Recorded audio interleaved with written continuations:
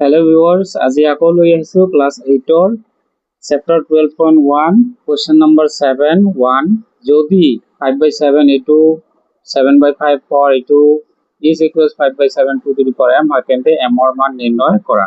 এই ধৰণৰ অংকত আমি কেনেকৈ সলিউশনটো উলিয়াব পাৰো।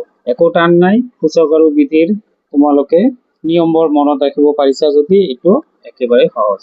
তো অংকটো প্ৰথমতে তুলি লও কি আছে। এইখিনি আমাৰ দিয়া আছে।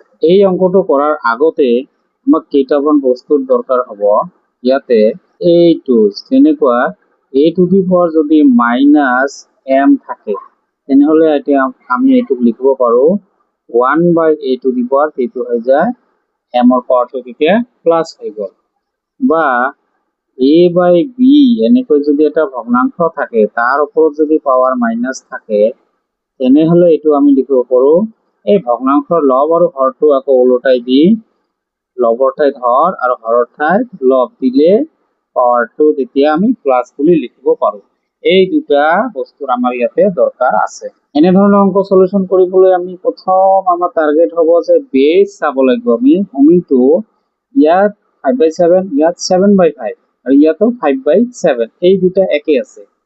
আমি চেষ্টা কৰিব লাগিব প্ৰথমে ভূমিটো গোটেইখিনিৰে ভূমি যাতে একে হয়। তো এই ভূমিটোক আমি কি কৰিম এই দুটাৰ সৈতে একে কৰি লম। এটো কৰিবলৈ গৈ কি কৰিব লাগিব প্ৰথম টাৰ্মটো যেনেকৈ আছে তেনেকৈ লিখি নেক্সট এটো এই যে ইয়াতে যে দেখুৱা হল a/b থাকিলে পাৱাৰ মাইনাস থাকিলে এটো b/a বুলি লিখি পাৱাৰটো প্লাস কৰি দিব পাৰি। তেতিয়া হলে ইয়াত কি কৰিম আমি 5/7 লিখি এইটো পাৱাৰটো এতিয়া -9 আছিল এটো এতিয়া +9 হ'ব। সৰি ইয়াতে 7 আছিলে। this equals ৰাইট সাইডত যেটো আছে এতিয়া কি হল আমাৰ গোটেইখিনি বেস একে হল। আমাৰ লেফট সাইডত এই দুটা বেস একে হল। এতিয়া লেফট সাইডত যেহেতু বেস একে আমি পাৱাৰ দুটাকো একলগ কৰিব পাৰো, পূৰণ হৈ আছে কাৰণ এতিয়া 5/7 পাৱাৰটো কি হ'ব ইয়াৰ পাৱাৰ আৰু ইয়াৰ পাৱাৰ যোগ হ'ব কাৰণ পূৰণ থাকিলে বেস একই থাকি যদি বেলেগ বেলেগ পাৱাৰ থাকে সেইটো আমি কি কৰো পূৰণ কৰিলে পাৱাৰ বিলাক যোগ কৰিব লাগে।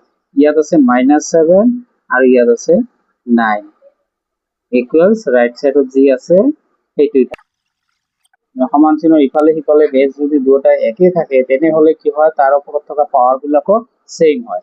তো এইখিনিৰ পৰা আমি কি কৰিব পাৰিম m ৰ লগত আমি m ৰ লগত এই সংখ্যাখিনিৰ এটা সম্পৰ্ক পাম।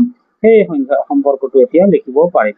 তো গতিকে আমি লিখিব পাৰো -7 + 9 = m। এতিয়া m ৰ মান আমি ইজিলি পাব পাৰো। ইয়াতে কি ওলাব -7 + 9 2 = m। তো m equals কি হ'ব m equals 2/2 অর্থাৎ m equals 1। বুজি পালা নিশ্চয় অঙ্কটো কেনেকুৱা লাগিছে অঙ্কটো ভিডিওটো কেনেকুৱা লাগিছে। যদি এনেকুৱা ভিডিও আৰু লাগে তেনেহলে মোক ফলো কৰি ৰাখি দিয়া, পিছলৈ আৰু এনেকুৱা ভিডিও দি থাকিম। Like, comment, share and subscribe.